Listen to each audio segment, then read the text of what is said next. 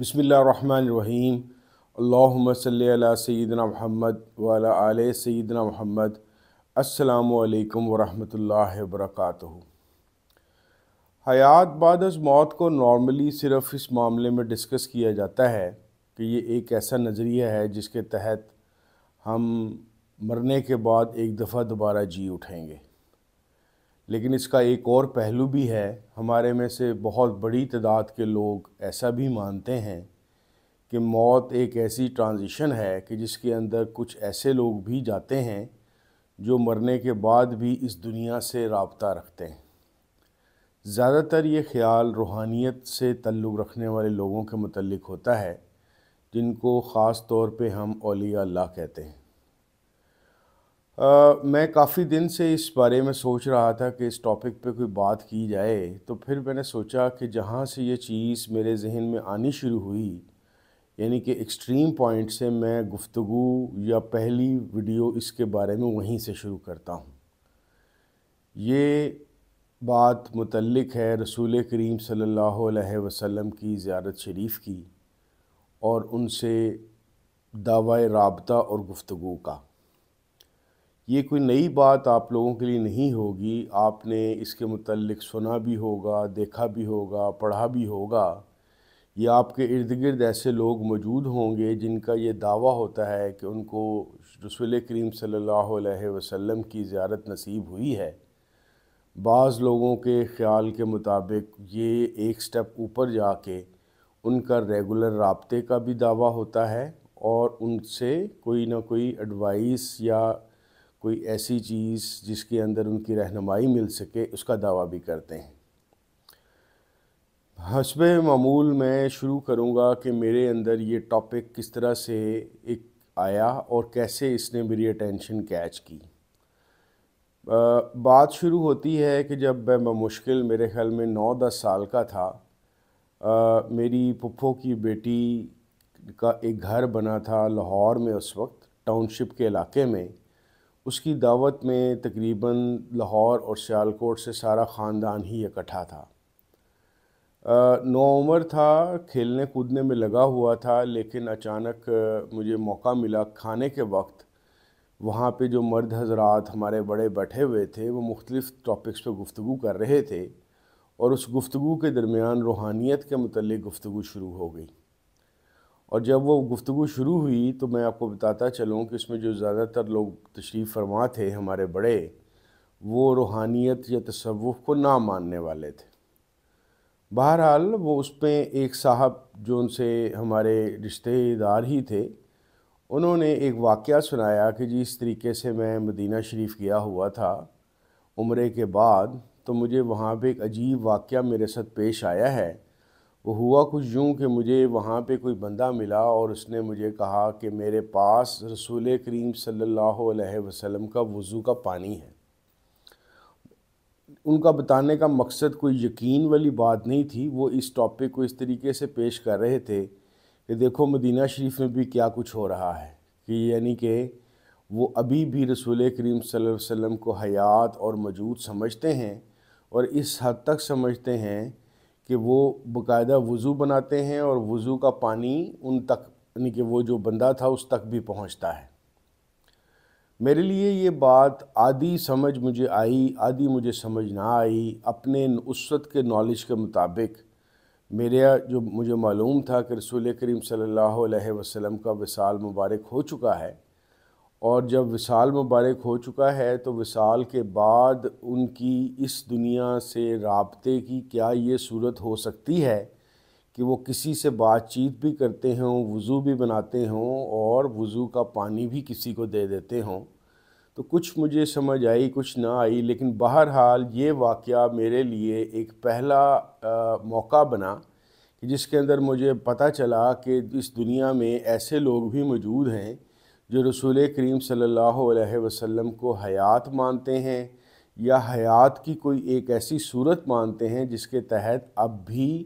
वो इस दुनिया से इंटरेक्ट भी करते हैं और बाकायदा उनकी किसी न किसी से राब्ता भी होता है। بات آئی گئی ہو گئی، اس کے بعد بھی میں نے بعض رسالوں کے اندر اور بعض وظائف کی کتابوں کے اندر، کیونکہ میرا ایک مسئلہ تھا جب تک میں 9ویں 10ویں میں پہنچا، مجھے مذہب کے متعلق جو چیز بھی ملتی تھی میں وہ پڑھنا شروع کر دیتا تھا، چاہے وہ حدیث کی کتابیں تھیں، چاہے وہ تفاسیر تھیں، چاہے وظائف کی کتابیں تھیں، کوئی جادو منتر کی کتابیں ہوتیں، تو وہ میں لاشعوری طور پہ یا شعوری طور پہ مجھے پڑھنے کی عادت تھی۔ وہاں پہ بھی میں نے بعض ایسی چیزیں پڑھیں کہ جس کے اندر کچھ وظائف دیے گئے تھے کہ اگر آپ یہ وظیفہ کر رہے ہیں، جس میں ابھی تک مجھے المشہور یاد ہے کہ جمعے والے دن اگر آپ 80,000 دفعہ ایک مخصوص درود شریف پڑھ لیں گے تو آپ کو رسول کریم صلی اللہ علیہ وسلم کی زیارت نصیب ہوگی۔ یہاں پہ میری اپنی ذاتی دلچسپی شروع ہوئی کہ بھی میں بھی رسول کریم صلی اللہ علیہ وسلم سے رابطہ کرتا ہوں، اگر وہ اس طریقے سے حیات ہیں اور موجود ہیں اور ظاہر ہے ہمارے پروفٹ ہیں تو ان سے رابطہ کرنا چاہیے، لیکن میں ہمیشہ کی طرح کی اپنی کمزوری اور سستیوں کی وجہ سے کبھی بھی 80,000 کیا، میں تو 800 دفعہ بھی درود شریف نہیں پڑھ سکتا تھا اور نہ میں نے پڑھ سکا۔ لیکن بہرحال میرا ایک تعارف ہو گیا کہ نہ صرف کہ وہ جو واقعہ میں نے مدینہ شریف والا سنا ہوا تھا اپنے رشتہ دار کے تھرو، مجھے ایک اور چیز پتہ چل گئی کہ بعض لوگوں کا دعویٰ یہ ہے کہ ایسے وظائف پڑھے جا سکتے ہیں اور ان وظائف کی برکت سے رسول کریم صلی اللہ علیہ وسلم کی زیارت یا رابطہ بھی ممکن ہے۔ بات آگے چلتی گئی، تیسرا جو ایک بہت اہم واقعہ تھا جس نے مجھے تھوڑا سا پریشان کر دیا، وہ یوں تھا کہ ایک زمانے میں، جیسے میں نے پہلے بھی آپ کو بتایا تھا کہ کوئی 3 ساڑھے 3 ماہ میں ایک مخصوص سلسلے کا حصہ تھا، تو ایک دفعہ کیا ہوا کہ اچانک ایک میسیج آیا مختلف لوگوں کے تھرو کہ جی آج صبح فجر کے بعد ایک خصوصی ملاقات کا انتظام کیا گیا ہے جس میں ذکر بھی ہوگا پاس اینڈ فاس کا جو وہ کرتے تھے، اس کے علاوہ ایک انتہائی ضروری اعلان کیا جائے گا۔ یہ لاہور سرکولر روڈ پہ اوپر ایک مسجد تھی، چھوٹی سی مسجد تھی، بہت ہی تنگ گلیوں کے اندر، وہاں پہ میں بھی صبح پہنچا اور رواج جس طرح تھا، سب سے پہلے ذکر ہوا پاس اینڈ فاس کا، پاس اینڈ فاس کے ذکر کے بعد مراقبہ ہوا، مراقبے کے بعد ایک صاحب کھڑے ہوئے اور انہوں نے کہا کہ مجھے کل ہمارے مرشد کا، جو وہاں اسد کے مرشد تھے، ان کا پیغام آیا ہے کہ یہ تمام مریدین کو بتا دیا جائے کہ رسول کریم صلی اللہ علیہ وسلم سے رابطہ ہوا ہے اور انہوں نے ان مرشد صاحب کو یہ کہا ہے کہ وہ تمام دنیا میں اس وقت جتنی بھی روحانیت چل رہی ہے یا جتنی بھی پیری فقیری کا سسٹم چل رہا ہے، آج کے بعد یہ مرشد صاحب ان سب کے ہیڈ ہوں گے۔ اب میرے لیے یہ بات سننا 2 طریقے سے بہت پریشان کن تھی۔ ایک تو اس طریقے سے رسول کریم صلی اللہ علیہ وسلم سے رابطہ ہونا کہ باقاعدہ پیغام آنا یا ایک آرڈر جاری ہونا، اور دوسرا یہ کہ میں اس بات کو بھی سمجھنے سے قاصر تھا کہ آخر یہ جو صاحب جو اس سلسلے کے مرشد ہیں، یہ کیوں کر اور کیسے تمام دنیا کے جتنی بھی طریقت اور فقیری سسٹم چل رہا ہے اس کے ہیڈ مقرر ہو گئے۔ وہ ایک علیحدہ بات ہے کہ آگے چل کے میں نے اپنی زندگی میں ایک اور صاحب کے متعلق بھی ایسا ہی دعویٰ سنا کہ تمام طریقتیں، تمام تصوف ان کے انڈر ہے، تو یعنی کہ میں اپنی زندگی میں ویسے آپ کو بتاتا جاؤں کہ 2 شخصیات کے متعلق یہ دعویٰ سن چکا ہوں، لیکن خاص طور پہ جب میں نے یہ دعویٰ پہلے والے صاحب کے متعلق سنا تو شاید یہی میری ایک بیسک وجہ بنی وہاں سے میرا دل اکھڑنے کی، کیونکہ میں نہ تو رسول کریم صلی اللہ علیہ وسلم سے رابطہ اور ان کا پیغام آنے کے بات کو سمجھ سکا، اور نہ ہی میں اس بات کو سمجھ سکا کہ اچانک یہ تمام دنیا کے طریقت کے شہنشاہ کیسے مقرر ہو گئے ہیں۔ جس طرح میں نے آپ کو بتایا کہ ایک اور واقعہ بھی میری زندگی میں ہے، لیکن اس کے علاوہ بھی میں نے مختلف ادوار میں مختلف مریدوں کو اپنے پیر صاحب کو شہنشاہ طریقت کہتے اور مانتے دیکھا ہے۔ تو آج تک کی تاریخ کے اندر میں کم از کم کوئی 10-15 ایسے لوگوں کو جانتا ہوں جن کے متعلق خیال یہ ہے کہ شہنشاہ طریقت یہ ہیں، لیکن آج کا موضوع شہنشاہ طریقت نہیں ہے۔ تو میں اس بات کو مزید کسی اور ویڈیو میں اٹھا رکھتا ہوں۔ میں واپس اپنے موضوع پہ آتا ہوں تو کچھ 3 واقعات میں نے آپ کو بتائے۔ چوتھا واقعہ میرے لیے ایک تھوڑا سنجیدہ واقعہ تھا۔ پہلے 3 واقعات تو میں نے آپ کو بتایا کہ میرے دماغ نے 99.999% اس زیارت اور مرابطے اور پیغامات والی بات کو سننے سے قاصر رہا وہ، لیکن چوتھا جو واقعہ میری زندگی میں ہوا اس نے مجھے تھوڑا سنجیدہ کیا۔ یہ واقعہ ہوا قدرت اللہ شہاب صاحب کے شہاب نامے کے اندر۔ انہوں نے ایک تو اپنی زیارت رسول صلی اللہ علیہ وسلم کا ذکر کیا، اور دوسرا پھر ایک ان سے رابطے کے لیے، اگر آپ میں سے کسی نے شہاب نامہ پڑھا ہے تو ایک خط لکھنے کا کہا کہ جس میں انہوں نے اپنی رہنمائی اور رابطے اور محبت اور تعلق کی درخواست کی رسول کریم صلی اللہ علیہ وسلم سے، اور ان کی انگریز بھابھی کے تھرو ان کو وہاں سے کوئی پیغام بھی آتا ہے۔ اب اس کو سنجیدہ لینے کا مطلب یہ نہیں تھا کہ کوئی انہوں نے ایسی ٹیکنیکل بات لکھی تھی کہ ٹیکنیکلی میں اس بات کو سمجھ گیا تھا، لیکن اصل میں اس کا وجہ تھوڑا سیریس لینے کی وجہ قدرت اللہ شہاب کی پرسنالٹی تھا۔ میں اس وقت 17-18 سال کا تھا۔ 17-18 سال کی عمر میں ایک ہائیسٹ پوسٹ پہ ریٹائر ہونے والا جو بیوروکریٹ یعنی کہ قدرت اللہ شہاب، اور لکھاری بھی بہت اچھے، اور ایک مشہور آدمی اور ایک پڑھے لکھے آدمی، تو میں یہ سمجھا اور یہی میرے دماغ نے مانا کہ یار اتنا بڑا بیوروکریٹ اور اتنا پڑھا لکھا بندہ کوئی غلط بات کیوں کرے گا، اس بات میں کوئی نہ کوئی تو حقیقت ہوگی۔ تو اصل میں اس وقت زیارت رسول کریم صلی اللہ علیہ وسلم کو تو تب بھی نہ سمجھ سکا، لیکن قدرت اللہ شہاب صاحب کی دنیاوی پوزیشن کی وجہ سے میں نے اس چیز کو تھوڑا سا سیریس لیا پہلی دفعہ۔ آگے چلتے چلتے مجھے اپنی زندگی میں ایک نئی چیز بھی پتہ چلی۔ جہاں لٹریچر میں مختلف طرح کا پڑھتا رہا تھا، تو 2 اور بڑے قابل ذکر واقعات یہ ہیں، بلکہ ایک ہی واقعہ فی الحال سناتا ہوں وقت کی طوالت کو بچانے کے لیے، کہ میرے علم میں یہ آیا کہ بعض لوگوں کا، خاص طور پہ لکھاریوں کا یا صوفی ٹائپ لکھاریوں کا یہ دعویٰ میں نے پڑھا کہ 1965 66 67 کے اندر صدر ایوب جو ان سے تھے ہمارے، ان کو مدینہ شریف سے رسول اللہ صلی اللہ علیہ وسلم سے متعلق کوئی پیغامات آتے تھے، اور یہ چیز میرے لیے بھی بہت عجیب و غریب تھی کہ جو صدر ایوب تھے وہ میں اس وقت ایک سیاسی بحث میں نہیں جاؤں گا، لیکن بہرحال وہ ایک مارشل ایڈمنسٹریٹر تھے، اور ان کی کچھ خدمات بھی ہیں پاکستان کے لیے، اور ان کے دور میں ہمارا ایک پہلا اور شاید آخری انڈسٹریل ریولوشن بھی آیا اور کافی چیزیں بھی ڈیولپ ہوئیں، لیکن بہرحال تھے تو وہ مارشل ایڈمنسٹریٹر۔ تو ایک دفعہ پھر میں صدر ایوب کو رسول اللہ صلی اللہ علیہ وسلم کی جو پیغامات والی بات تھی اس کو کوئی بائے یا اس کو میرے دل نے ایکسیپٹ کرنے سے تھوڑا سا پرہیز ہی کیا۔ تو لب لباب یہ ہے کہ میں اپنی تقریباً 25-27 سال کی عمر تک مختلف لوگوں سے یہ باتیں سن چکا تھا، جس میں میرا اپنا ایک کزن بھی تھا، میرا قریبی کزن، جس نے مجھے اپنی جوانی میں میری یعنی کہ اسی ایج میں 22-23 سال کی ایج میں اپنے بچپن کا ایک واقعہ سنایا، اور اس نے بھی دعویٰ کیا کہ اس کو بھی رسول کریم صلی اللہ علیہ وسلم کی زیارت ہوئی ہے۔ اس بات سے میں بڑا متاثر ہوا، اور پھر ایک دفعہ میرے دل میں تمنا آئی جس طرح بچپن میں آئی تھی کہ یار یہ میرے کزن کو زیارت ہو گئی ہے، اس نے رسول اللہ صلی اللہ علیہ وسلم کو دیکھا ہے، تو آخر مجھے یہ کیوں نہیں نصیب ہوتا؟ میں آخر ایسا کیا کروں کہ جو مجھے بھی یہ بات نصیب ہو؟ آگے چل کر یہ والی جو دعویٰ یا یہ گفتگو تھی رسول کریم صلی اللہ علیہ وسلم سے زیارت مبارک والے معاملے کی، یہ میرے لیے پیچیدہ سے پیچیدہ تر ہوتی گئی۔ جو آہستہ آہستہ ایک ایج آئی جس کے اندر میں ایک ایتھیسٹ سے تھیسٹ کی طرف گیا،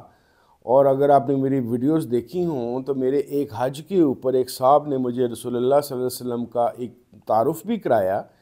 جس کی وجہ سے میرے دل میں ان کے لیے خاص احترام اور محبت پیدا ہو چکی تھی۔ لیکن میں بہرحال اس پیغام والے معاملے کو اور زیارت اور رابطے والے معاملے کو سمجھنے سے قاصر تھا، اور بہرحال قاصر ہونے کے باوجود میں اس کو ایک بہت خاص پاکیزہ خیال سمجھتا تھا جو بڑا سیکرڈ ہے اور بڑا احتیاط اور محتاط رہنے والا ہے۔ لیکن جب میں بعض لوگوں کو ایون ٹی وی پہ یا اب تو خیر یوٹیوب پہ بھی بہت سارے صاحبان ملتے ہیں جو برملا اس بات کا اظہار کرتے ہیں کہ ہم نے رسول اللہ صلی اللہ علیہ وسلم کی زیارت کی ہے، تو میں تھوڑا سا حیران اور پریشان بھی ہوتا ہوں۔ شاید اس کی ایک بہت بڑی وجہ میرا محترم شیخ صاحب کے ساتھ منسلک رہنا ہے کہ جہاں پہ مجھے رسول اللہ صلی اللہ علیہ وسلم کی ایک خاص طرح کی عظمت اور ان کے مقام کا تعارف شیخ صاحب سے ملا، اور یہاں تک کہ شیخ صاحب کے جو مشہور جملے ہیں یا جو باتیں وہ اکثر رپیٹ کیا کرتے تھے، وہ رسول اللہ صلی اللہ علیہ وسلم کے متعلق انہوں نے مجھے بھی ایک دفعہ میری کسی بات پہ سمجھایا۔ وہ ایک مصرع ہے یا شعر ہے، وہ اس طرح سے فرمایا انہوں نے مجھے سمجھانے کے لیے، لب کشائی میں نہ ہو جائیں گستاخیاں، اس طرف خاموش رہنا چاہیے۔ تو میری ذاتی جو شیخ صاحب کی ساتھ میری جو اللہ کریم نے تربیت کرائی، اس کے معاملے کے اندر میرے لیے رسول کریم صلی اللہ علیہ وسلم اللہ کے بعد سب سے امپورٹنٹ اور عظیم ترین شخصیت بن چکے تھے۔ تو جب کوئی بندہ، میں سنتا ہوں کہ بڑے آرام سے رسول اللہ صلی اللہ علیہ وسلم سے زیارت یا رابطے کی بات کرتا ہے اور اس کی پرسنالٹی کے اندر سے وہ بات جھلکتی نہیں ہے، تو میرے لیے یہ کافی پریشان کن چیز ہوتی ہے کہ یہ اتنے آرام سے یہ دعویٰ کیوں کر رہا ہے۔ پھر اسی دوران میرے ساتھ کچھ ایسے واقعات بھی ہوئے کہ مجھے کچھ ایسے سلاسل کے اندر بہت کلوزلی آبزرو کرنے کا موقع ملا جہاں پہ یہ دعویٰ اوپن تھا کہ اس سلسلے کے اندر وظائف کے ذریعے سے یا مختلف روحانی ایکسرسائزز کی وجہ سے رسول کریم صلی اللہ علیہ وسلم کی زیارت مبارک بڑے ضرور ہو جاتی ہے۔ آرام سے تو کہنا مناسب نہیں ہے، یہ ادب کے خلاف ہے، آپ یہ سمجھ لیجئے کہ ضرور ہو جاتی ہے۔ میں نے جو تھوڑا سا جب اس کو پروب کرنا شروع کیا تو مجھے پتہ چلا کہ یہاں پہ دو طرح کے لوگ ہیں۔ ایک وہ لوگ ہیں بہت ہی زیادہ کم تعداد میں جن کا دعویٰ ہے کہ انہیں رسول کریم صلی اللہ علیہ وسلم سے رابطہ اور گفتگو تک نصیب ہے، اور ایک انہی کے ساتھی ہیں جو ان کو جھوٹا سمجھتے ہیں۔ تو ایٹ اے ٹائم ایک ہی جگہ کے اوپر مجھے دو طرح کے لوگ ملے، ایک دعویٰ رابطہ کرنے والے اور ایک اسی قبیلے کے لوگ جو ان کو جھوٹا سمجھتے تھے۔ اب میرے لیے، میں نے اپنی ایک کوشش کے تحت ان میں سے کوئی ایک دو بندوں کو پکڑا کہ جن کا دعویٰ تھا کہ ان کو رسول کریم صلی اللہ علیہ وسلم سے باقاعدہ زیارت ان کی ہوتی ہے، اور بعض دفعہ کچھ ان کے ساتھ کمیونیکیشن بھی ہو جاتی ہے۔ اور یہ وہ دو لوگ تھے کہ جو دونوں کے متعلق زیادہ تر لوگوں کا خیال تھا کہ یہ جھوٹ بولتے ہیں، اور میرے لیے پریشانی کی بات یہ تھی، جو اب بھی بعض یوٹیوبرز کو بھی جب میں یہ کہتے سنتا ہوں تو ایون اگر کوئی اس میں حقیقت بھی ہو، میں نہیں اس کو دعوے سے کسی چیز کو کہنا چاہتا، فی الحال کبھی علیحدہ بات کروں گا کہ اس دعوے میں کیسے حقیقت ہو سکتی ہے اگر ہے، لیکن میرے خیال کے مطابق اتنی آرام سے ٹی وی کیمرے کے سامنے بیٹھ کے یا اخبار میں یا کسی مضمون میں لکھتے ہوئے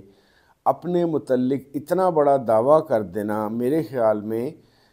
مجھے تو نامناسب سی بات لگتی ہے۔ بہرحال میں بات کر رہا تھا کہ ان دو بندوں کا جن کا دعویٰ تھا، میں ان کے پیچھے اپنے جرنلسٹک پہلو اور ان کی پریکٹس اور ایکسرسائز کے تحت پڑ گیا۔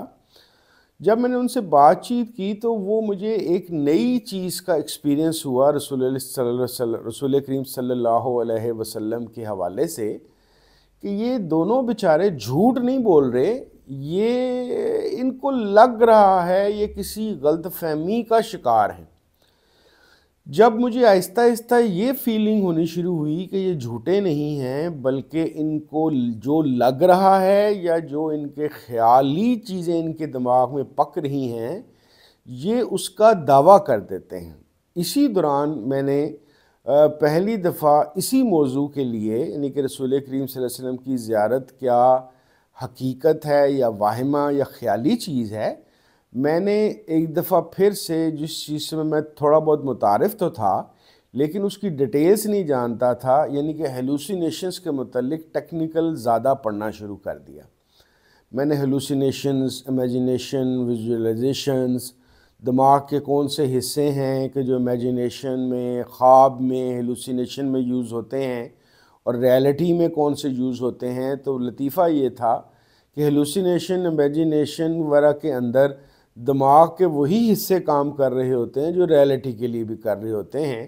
اور بہت دفعہ ریالٹی اور ہیلوسینیشن میں بال سے بھی کم کا فرق ہوتا ہے. بہرحال میری ایک تھیوری بنی کہ یہ لوگ اصل میں جھوٹے نہیں ہیں بلکہ یہ ہیلوسینیٹ کر رہے ہیں. اب میرا اگلا سوال یہ تھا کہ اگر یہ ہیلوسینیٹ کر رہے ہیں تو کیوں کر رہے ہیں؟